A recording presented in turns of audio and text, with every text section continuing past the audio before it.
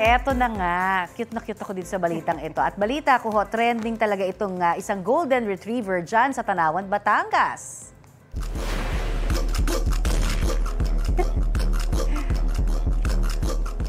Yan po ang 2-year-old golden retriever na si Burrito, kasama ang kanyang fur parent na si Azel magpantay. Hinihintay raw ni Burrito ang kanyang turn sa pagsayaw at nung turnan niya, ayan na, saktong-sakto raw sa music talaga. Ika nga nila, doggy pass the vibe check. Viral po yan with 8 million views at mahigit sa 1 milyong likes sa TikTok. Kwento po ni Azel, bibo, sweet at clingy daw si Burrito. Kaya tuwing nagtitiktok siya, eto na nga, sumasama ito.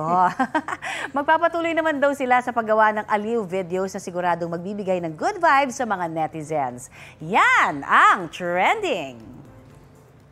Balita ko, may tututukan kayo tuwing 10:30 a.m. sa GTV. Alamin ang mahahalagang balita at impormasyong dapat niyong malaman sa Balita Ko tuwing Lunes hanggang Biyernes. Mag-subscribe din sa GMA Integrated News sa YouTube.